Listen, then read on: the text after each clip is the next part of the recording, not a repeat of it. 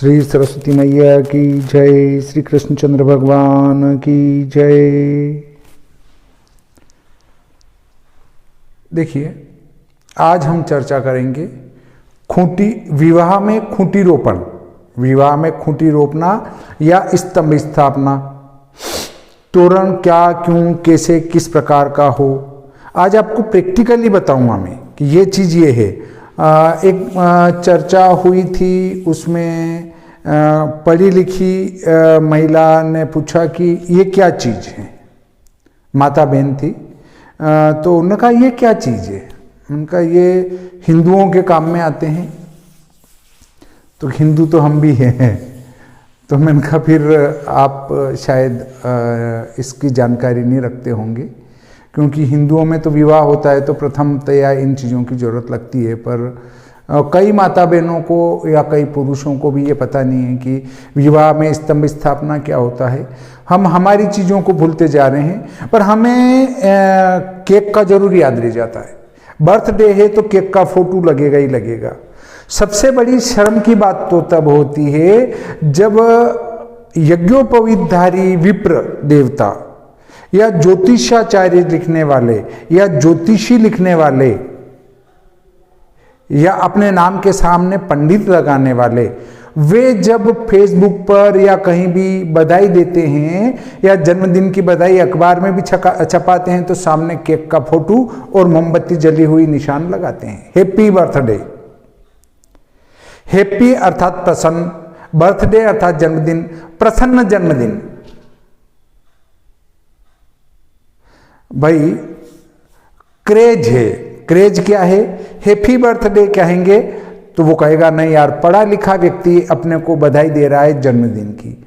और यदि कोई हिंदी भाषी कह दे भाई साहब जन्मदिन की बहुत बहुत बधाई, इसको कहते हैं बधाई या शुभकामना।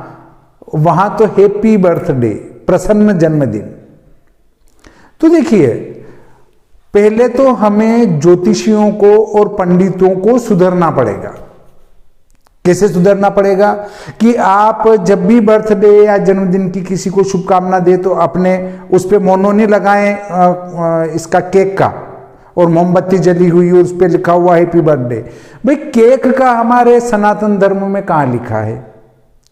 हम केक को जानते हैं हिंदू धर्मावलंबी, पर हमें स्तंभ की पता नहीं है। शर्म की बात हमारे लिए है। देखिए, स्तंभ स्थापना क्या होता है? जब सर्वप्रथम विवाह का कार्य प्रारंभ होता है तो किसी भी कार्य को प्रारंभ करने के लिए दृढ़ निश्चय होना पड़ता है कि मुझे यह कार्य करना ही है। कहते हैं खूंटी गाड़ कर बैठ गया। खूंटी गाड़ कर बैठ गया मतलब वो जमकर बैठ गया, एक काम करूंगा ही करूंगा। तो खूंटी गाड़ने का अर्थ है कि उसने सोच लिया कि मुझे ये शादी करना ही है। स्तंभ स्थापना कहते हैं जिसे। स्तंभ स्थापना कह दो, खूंटी गाड़ना कह दो। और ये खूंटी का भी संक्रांति के अनुसार स्थान निश्चित होता है। संक्रांति के अनुसार ईशान, अग्नि, नैऋत्य, वायव्य, इन कोणों में से कहीं एक कोण में ये स्तंभ स्थापना होती है, अर्थात खूंटी गाड़ी जाती है। कहीं भी खूंटी रोपने का प्रावधान नहीं है। जो संक्रांति हमारी चल रही है उसके अनुसार आपको स्तंभ स्थापना करनी पड़ेगी। देखिए, इसके लिए मैं बताता हूं कि आप ये श्री भादव माता पंचांग है। श्री भादव माता पंचांग आपने देखा ही होगा। इसमें स्तंभ स्थापना का मुहूर्त दे रखा है और उसके लिए आपको देखना पड़ेगा पृष्ठ क्रमांक 76 पर लिख रखा है सूर्य संक्रांति और विवाह, जलाशय, देवालय और गृहारंभ। इनमें कहां पर स्तंभ रुपेगा उसके लिए संक्रांतियां दे रखी। विवाह में स्तंभ कहां रुपेगा, जलाशय में पहले कहां खोदा जाएगा, देवालय में कहां खुदेगा, गृहारंभ में कहां खुदेगा। ऐसे विवाह में भी ऐसी खूंटी स्थापन के लिए दिया जाता है, जिसको स्तंभ स्थापन कहते हैं। तो आप पेज नंबर उस 76 से आप देख सकते हैं कि विवाह में खूंटी कहाँ रुकेगी, अर्थात स्तंभ कहाँ पर स्थापित होगा, कौन से कोण में होगा, क्योंकि इसमें भी नाग चलता है और वो उल्टा चलता है। उल्टा सव्य कैसे होता है, हम सीधे हाथ को अंदर लेके परिक्रमा लेते हैं तो ये सीधा होता है, तो नाग ऐसे उल्टा चलता है।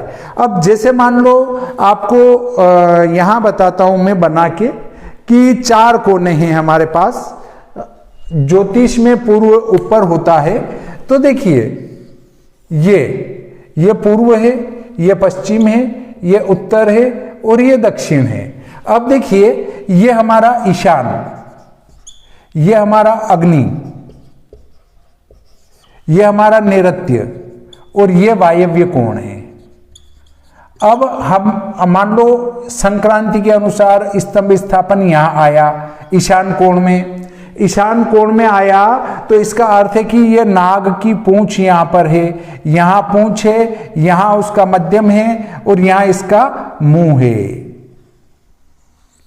यह सांप की स्थिति रहती है पूरी ऐसी, अर्थात वो यहां पूंछ, यहां मध्य और यहां पर उसका मुंह रहता है। पूंछ, मध्य, मुंह। मुंह पर खूंटी रोपेंगे तो क्या होगा, मध्य में क्या होगा और पूंछ में क्या होगा। पूंछ पर जैसे ही मारा और वो यहां से उलटकर उसको खा जाएगा। इसलिए विवाह में स्तंभ स्थापना का भी बहुत फर्क पड़ता है। लोग क्या है पिक्चर में और वैसे भी ब्राह्मणों और राजपूतों के बहुत विरोधी हैं। राजपूतों ने अपने जवान 12-12, 15-15 और 18-18 वर्ष के बच्चों को युद्ध में भेज दिया हंसते हंसते पूर्व समय में। आज उनको कह रहे हो कि बहुत अत्याचार किया। अरे उनने ही आपका सनातन धर्म बचाया है।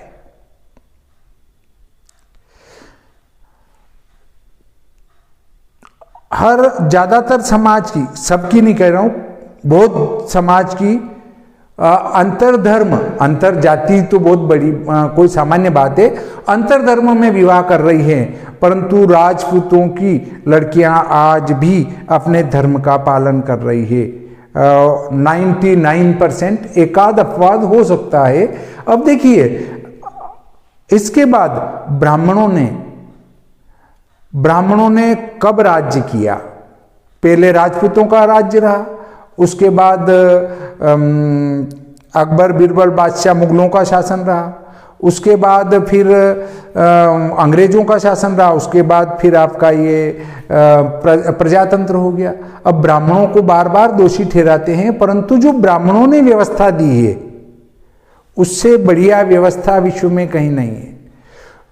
कुछ विधर्मी लोग ये कहते हैं कि ब्राह्मण भगाओ देश बचाओ, वे जरूरत से ज्यादा मूर्ख हैं। जो विदेशों से यहां जबरन आके रह रहे हैं वे तो उनको उनके माँ बाप जैसे लगते हैं, परंतु जो ब्राह्मण यहाँ के मूल निवासी है वो उनको विदेशी लगते हैं और उनको भगाना चाहते हैं। कितने मूर्ख लोग हैं जिनने अपना सारा जीवन केवल आपके शास्त्रों का ज्ञान रखने के लिए, जब मुगलों के द्वारा और आक्रांताओं के द्वारा धर्मशास्त्रों को जलाया जा रहा था, उस समय ब्राह्मणों ने इनको मौखिक रट लिया कि हमें हमारा धर्म कैसे बचाना है, हम रट लेते हैं इसको। तो उनने सारी चीज मौखिक करके याद रखी और आपको वापस जब वो समय मिला तो अच्छा मार्गदर्शन किया। आज उनको ही कह रहे हैं ब्राह्मण भगाओ देश बचाओ। और ब्राह्मण में कौन कौन आते हैं, ब्राह्मण, क्षत्रिय और वैश्य, ये तीनों ब्राह्मण की कैटेगरी में मानते हैं वो, कि ब्राह्मणों ने अपने आप को ब्राह्मण बनाया और क्षत्रिय उनमें से बना लिया और वैश्य भी उनमें से बना लिया और शासन करने लगे। ये सब गलत बात है। अब देखिए ब्राह्मणों ने कितनी बढ़िया व्यवस्था दी। अगर ब्राह्मणों ने अत्याचार किया तो आप देखें कि आज से 5000 वर्ष पूर्व जब चोरी के इल्जाम में महाराज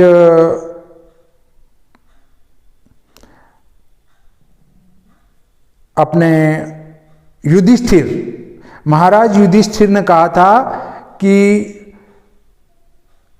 शूद्र को 4 वर्ष का कारावास चोरी के लिए, उसी के लिए 8 वर्ष का कारावास वेश्य के लिए और 16 वर्ष का कारावास क्षत्रिय के लिए और ब्राह्मण को मृत्युदंड। यह न्याय था उनका। अगर कोई कहता है कि मनुस्मृति हमारे विरुद्ध लिखी गई तो वो सर्वथा गलत है। अगर ऐसा देखा जाए तो महाभारत ब्राह्मणों के लिए गलत लिखी गई, जो कि नहीं हो सकता है। न्याय में पहले भी अन्याय हुआ है कि ब्राह्मणों को मृत्युदंड चोरी के लिए, और अभी भी 100 पद में से 50% तो आरक्षित में जाएंगे, 50 बचे उनमें से 25 महिलाओं के जाएंगे और उनमें से विकलांग भी जाएंगे। उसके बाद बचे खुचे जो पद रहते हैं 100 में से 20 पद वो ब्राह्मणों के, क्षत्रिय और वैश्य के लिए, उसमें भी दूसरे समाज के भी भर सकते हैं। अब और क्या अत्याचार होगा। तो देखिए, हम स्तंभ पर बात कर रहे थे। ब्राह्मणों ने क्या व्यवस्था दी? स्तंभ खाती बनाएंगे, टोकरी विवाह में टोकरी बनाने वाले से लाना है, श्रृंगारिक वस्तु अमुक से लाना है, कपड़े अमुक से लाना है। सारे जितने समाज के हैं उन सबको विवाह में साधा गया था। अर्थात अगर कोई पैसे वाला हो तो वो सभी समाज में समान रूप से वितरण करे। अर्थात जब विवाह होता है, किसी के मांगलिक कार्य होता है, तो सभी के घर उसका हिस्सा पहुंचना चाहिए। इतनी बढ़िया व्यवस्था ब्राह्मणों ने दी थी। अब आपने ब्राह्मणों की उस व्यवस्था को पढ़ा नहीं और उनको बदनाम करने पे तुले हैं। राजपूतों के उस कार्य को आपने देखा नहीं और उनको बदनाम करते हैं। जबकि राजपूतों ने तो यार तुम्हारे देश के लिए अपने बच्चों का न्योछावर कर दिया, और क्या करते बेचारे। अब देखिए, वर्तमान समय आधुनिकता का चल रहा है। इसमें अगर व्यक्ति साधारण सिंपल है तो उसको कहा जाता है ये मूर्ख है। उसके लिए आपको अप टू डेट होना जरूरी है, सूट बूट में होना जरूरी है। तो लोग चाहे अनपढ़ हो तो भी कहेंगे ये अप टू डेट आदमी, पढ़ा लिखा आदमी है। अब उसी प्रकार हमारे हिंदू संस्कृति अपभ्रंश होती जा रही है। हम आजकल क्या कर रहे हैं, विवाह में स्टेज का कार्य प्राथमिकता से किया जाता है। स्टेज पूरा व्यवस्थित हो, उसमें किसी प्रकार का कोई समझौता नहीं होगा। उसमें फोटो खींचने में चाहे 8 बजे से लगे जो 1 बज जाए, जूते चोरी करने में चाहे 1 घंटा पूरा हो जाए, पर उनको कह दो विवाह का समय आ गया तो पंडित जी बैठ जाओ, विवाह के ढंग से होगा। और फिर जब मौका आता है तब कहते हैं पंडित जी कितनी देर लगेगी। तुमने केवल फोटो खिंचाने में और लोगों को दिखाने में 4 घंटे पूरे कर दिए, और जब तुम्हारे वास्तविक संस्कार का समय आया तब तुम्हें लग रहा है कि जल्दी करो। वो सब चीजें गौण हैं, और वास्तविक क्या है, वो आपका विवाह संस्कार है। उसमें भी आप क्या कर रहे हैं, आपके माता पिता और आप तो बैठे हैं कुर्सियों के ऊपर, और पंडित जी जो विवाह संस्कार करा रहे हैं वैदिक मंत्रों का उच्चारण कर रहे हैं। जो वेद उनके कंठ पर है और वेद रूपी भगवान आपके पास साक्षात उच्चारित हो रहे हैं, वो आपके पैरों में बैठे हैं। स्थापित गणपति देवता, स्थापित नवग्रह देवता, अधिदेवता, प्रत्यधि देवता, षोडश मातृका, रुद्र देवता, यज्ञ नारायण भगवान, ये सब नीचे विराजमान है, और आप कहां विराजमान है, कुर्सी के ऊपर विराजमान है। क्या करना चाहते हैं आप? ये चाहते हैं कि हम इन देवता से बड़े हैं, हम ब्राह्मण से बड़े हैं। अरे कोई बात नहीं, आप ब्राह्मण से बड़े हैं, परंतु उसका प्रतिफल आपको निश्चित भुगतना ही पड़ेगा। देखिए, अब हम फैंसी में उतरते जा रहे हैं। मैं बताता हूं, आप अगर दुकान से बाजार में गए, किसी भी सिटी में गए, और वहां से अगर आपने तोरण, स्तंभ सीधा खरीदा, तो एक तो वो आपके काम नहीं आएगा, और अगर आपके गांव के खाती से खरीदा तो एक तो वो खाती भी प्रसन्न होगा, नहीं यार इनके विवाह में इनने अपना मान रखा है, उसको बड़ी प्रसन्नता होगी, चाहे उसको 200-300 रुपये आए। हाँ, और वहां बाजार में आपको जो पड़ रहा था स्तंभ वो 50 रुपए का पड़ रहा था और ये ले रहे हैं आपसे 150 रुपये, कोई बात नहीं, 200 ले रहे हैं कोई बात नहीं, अपने गांव का व्यक्ति अपने वापस काम आएगा। और जिसको 50 रुपए दे के आ गए सिटी में वो कोई काम नहीं आएगा और ना आपका वो स्तंभ काम में आएगा जो आप लाए हैं। देखिए मैं आपको सब चीज बताता हूं। ये सीधा स्तंभ लाया, मैं सीधा स्तंभ लाया, ये एक खूंट है उसके नीचे खड़ा करने के लिए, ये ऐसे लगेगा। अब इसको मैं कैसे लगाऊं? यहां कुछ भी नहीं है, इधर भी कुछ भी नहीं है, देखो इधर भी कुछ नहीं है, इधर भी कुछ नहीं है, ये केवल एक छिद्र जरूर है, पर अब इस छिद्र में मैं इसको कैसे लगाऊं? आप ही बता दें। नहीं लगेगा, नहीं लगेगा। कील ठोको, या मेरे भी ऐसे काम पड़े कई, पहले शादियां करवाता था, आजकल मैंने बंद कर दी, क्योंकि विवाह में ब्राह्मण को उस समय याद किया जाता है जब उनको फेरे की आवश्यकता होती है। और बाकी हाँ, और ऐसे भी हैं कि पंडित जी आए तो उनको एक तरफ सुला दो, वहां जब वो अच्छे कमरे में अच्छी जगह पे पंडित जी को नहीं सुलाया जाता है। ऐसे अनुभव हैं। उनको सार्वजनिक में डाल दो, वीआईपी में वीआईपी सोएंगे, पंडित जी वीआईपी नहीं है। और जब विवाह का टाइम आता है तब उनको कहते हैं पंडित जी जल्दी निपटा दो, ठीक है। तो ऐसी स्थितियां देखकर, और झूठे डिस्पोजल बांधते हैं पंडितों के, ऐसे भी देखें, सब नहीं करते हैं, सब अपने आप को ये नहीं माने कि हमने ऐसा नहीं किया, ऐसा भी देखा है। झूठे डिस्पोजल, पंडित जी की धोती के बांधना, पंडित जी का मजाक उड़ाना, पंडित जी के छेड़ करना, और ये सिद्ध करना कि पंडित जी को कुछ नहीं आता है। पंडित जी को कुछ आने की आवश्यकता ही नहीं है। उनने कह दिया कि आपका विवाह संपन्न हुआ, आप आनंद करेंगे तो आनंद करेंगे। भू देवता, पृथ्वी के देवता हैं और उनका आशीर्वाद ही काफी है। यदि वो आपके यहां से नाराज होके गए तो आपके वो सारे कार्य निष्फल हो जाएंगे। तो देखिए, उसके बाद विवाह में ऐसा, अब इसको कैसे रोकेंगे? फिर मैंने तो इसको लच्छे से बांधकर और रोपा था।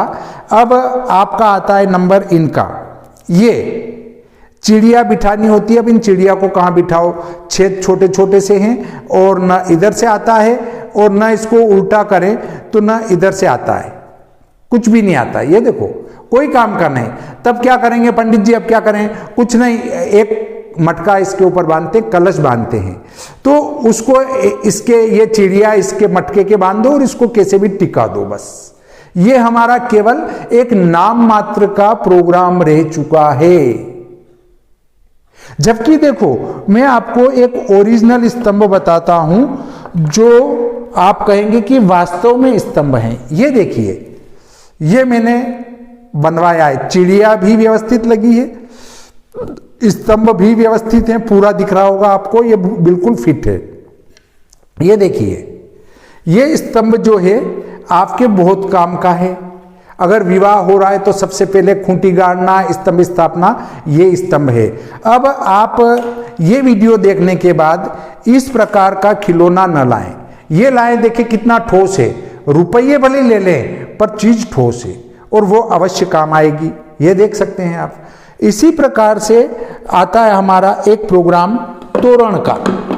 तोरण कब, क्यों, कैसे किया जाता है, उसके संबंध में मैं पूर्व के वीडियो में एक आपको कहानी सुना चुका हूं कि तोरण क्या है।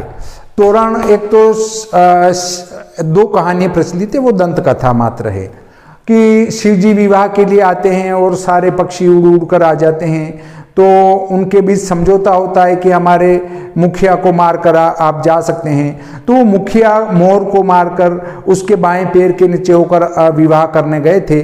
तब से ये तोरण की प्रथा प्रचलित है।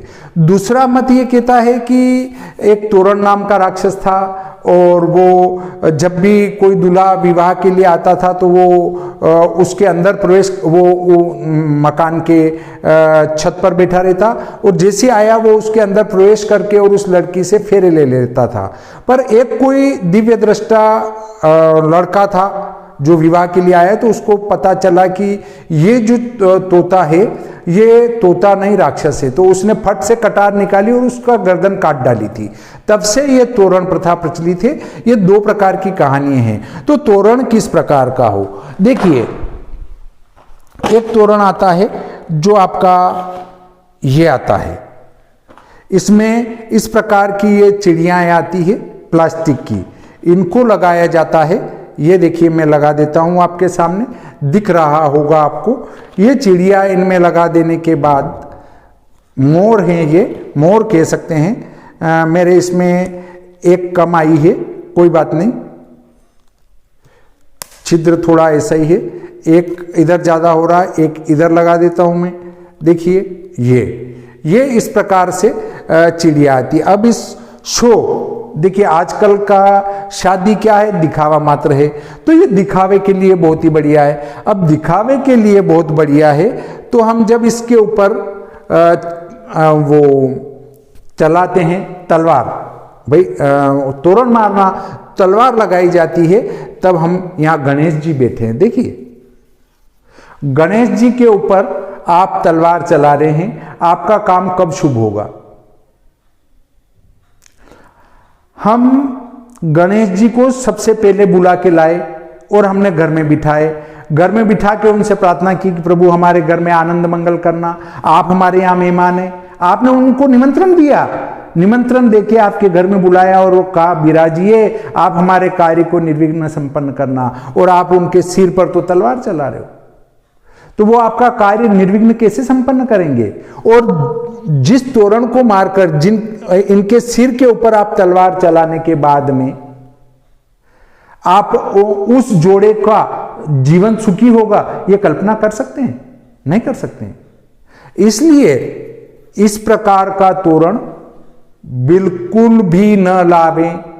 ये तोरण आपके लिए सुख की बजाय दुखदायी होगा। शो बताने की कहीं से कहीं तक कोई आवश्यकता नहीं है, बिना शो के भी कार्य हो सकता है। देशी कार्य करेंगे तो वो ज्यादा फायदेमंद हैं इस शो बताने की बजाय। देखिए आज मान लो आपको ही जो है किसी ने भोजन पर बुलाया कि साहब पधारो हमारे घर भोजन करना है, आप गए और आपके सिर के ऊपर कोई भी चीज रखकर तलवार से काट रहे हैं, क्या आप खुश होंगे? वहां भोजन करने गए तत्काल नहीं चल देंगे वहां से नाराज होकर। तो फिर इन सबसे बड़े अतिथि महोदय के सिर पर तलवार क्यों चलाई जा रही है, कटार क्यों चलाई जा रही है? अब देखिए मैं आपको एक सबसे बढ़िया तोरण बताता हूं जो देशी तोरण है, जो मैंने बनवाया है, आप भी देखें। ये देखिए ये देशी तोरण है, ये मोर है, ये चिड़िया है, इसको केवल यहां टच किया जाता है तलवार को। कुछ अज्ञानी लोग अवश्य ऐसा करते हैं, नहीं तोरण मारने का अर्थ ये टूट जाना चाहिए, तो खींच के वो तलवार की मारता है। तो देखिए इसमें जो आपके पास में पकड़ के खड़ा है या कोई ये उड़ के गया और किसी की आंख में लग गया तो दुर्घटना होने की संभावना है। तोरण मारने का अर्थ ये नहीं कि इसको मारना ही है पूरा, ये कोई जीवित नहीं है, उसका एक स्वरूप मात्र है, इसलिए केवल इसके तलवार टच की जाती है। और जो लोग ये सलाह देते हैं नहीं नहीं उड़ा दो, तो वो अज्ञानी लोग हैं और दुर्घटना को बुलावा देते हैं। हमें केवल इसको टच करना है और तोरण इस प्रकार का हो। अगर इस प्रकार का तोरण होगा तो वो ये तोरण आपके लिए सुखदायी होगा, लाभदायक होगा, मंगलकारी होगा। क्यों? क्योंकि एक खाती ने बनाया है, खाती ने बनाया तो क्या होगा, खाती भी खुश रहेगा। और वो 50 रुपए का तोरण आपके लिए दुखदाई क्यों होगा, मैंने बता दिया। और ये सुखदाई क्यों होगा कि ये वास्तव में तोरण है, जो आपको दिख रहा होगा, किसी भी प्रकार से आपको दिक्कत नहीं आ रही होगी, ये तोरण होना चाहिए। तो स्तंभ स्थापना तो आपका कब हो जाएगी? स्तंभ स्थापना हो जाएगी आपकी पहले दिन, जब आप गणपति स्थापना करते हैं तो स्तंभ स्थापित हो जाता है उनके साथ ही। और तोरण जब फेरे पर दूल्हा आता है तब तोरण होता है। तो आप ये समझ चुके होंगे कि स्तंभ या खूंटी क्या होती है और तोरण क्या होता है। शायद बहुत सारे हमारे पढ़े लिखे भाई बहन होंगे जो तोरण और स्तंभ को नहीं जानते होंगे, तो कृपया वे इस वीडियो को देखकर अच्छी प्रकार से इस चीज को समझ सकते हैं। तो आज का प्रकरण यहीं पर समाप्त करते हैं। श्री सरस्वती मैया की जय, श्री कृष्णचंद्र भगवान की जय।